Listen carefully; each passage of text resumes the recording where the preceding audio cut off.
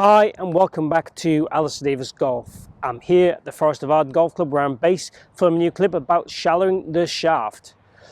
Now I've been asked the question many times about ulnar deviation and can it help shallow the shaft, and this is my take on it. So as far as I'm concerned, it won't on its own, but with flexion, with wrist flexion, it will. So let me explain these terms and what they are, because some people might be looking at me thinking, what am I going on about?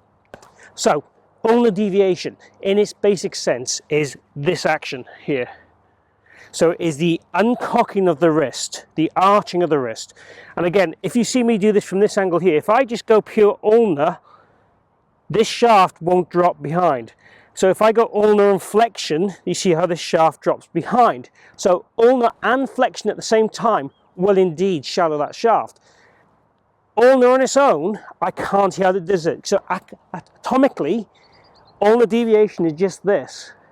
So how that will shallow the shaft on its own, I can't really see how that will happen. Ulnar and flexion, obviously you see how this shaft then bends backwards, or this hand bends backwards rather, and how that will shallow that shaft in relation to where I'm stood, make it drop and fall behind us.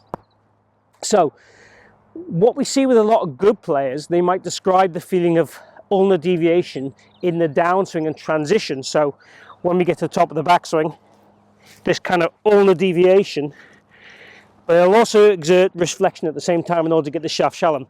Now, if you were a very good player, the common things we tend to see with good players that they get wrong is a narrowing of the shaft as they come into this transition and start the downswing period.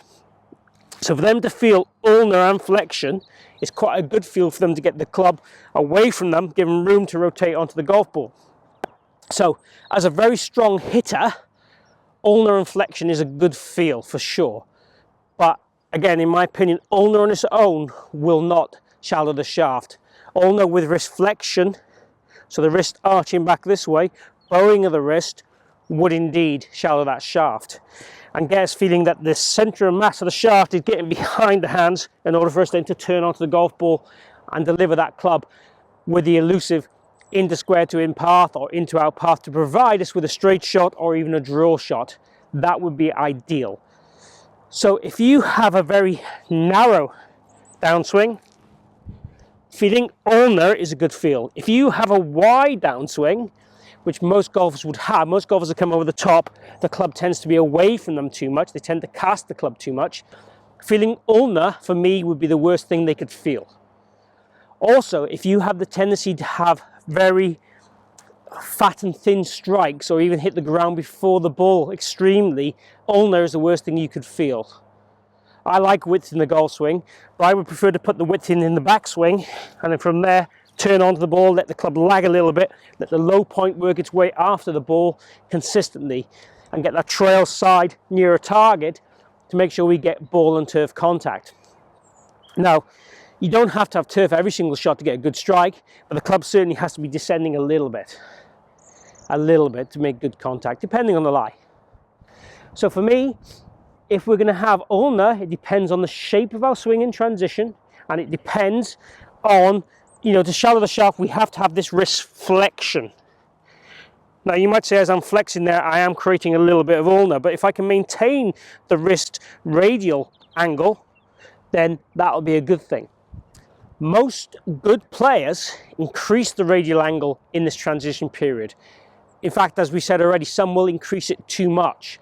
And if they increase the angle too much, feeling that ulnar feel is the way to go. So, clarity. Wrist flexion for me is the bigger key to getting the club to shallow. Wrist flexion and obviously the arm rotation.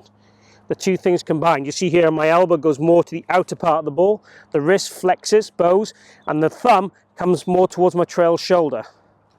Those things are more important for me than the ulnar shape.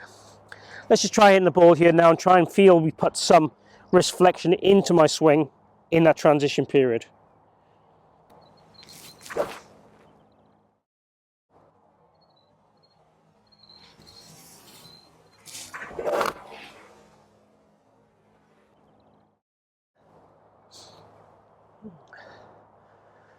Okay, I tried hard there to put some wrist flexion in there. Again, I don't naturally do this. I have a slight bit of wrist extension in that transition period, which I don't like in my golf swing. So ideally, I'd want more flexion in my golf swing to help my golf swing be better. So again, golf swing's not perfect, not saying mine is, but hopefully this discussion, these words will help you clarify some things around shallowing that shaft in transition and start the downswing and how the wrist should work. Good way of feeling it for me, one-handed, let the club fall with gravity behind us, let that logo on my glove point more upwards, let my wrist arch, and then from there swing through and pivot. That would be a good way of feeling what I'm talking about with the wrist through impact and downswing. Hope you've enjoyed this discussion on ulnar deviation and how it might help you shallow the shaft or not. If you have, please click like down below. Also post any questions, a bit like the question that came around with this. I've been asked this question a few times by a few people, so thought I'd better do a video on it to clarify. I keep answering the questions, but let's do a video and clarify it. So please post any questions, chat down below, and I'll come back to you with a video or an email as soon as I can, or a comment to help answer your queries.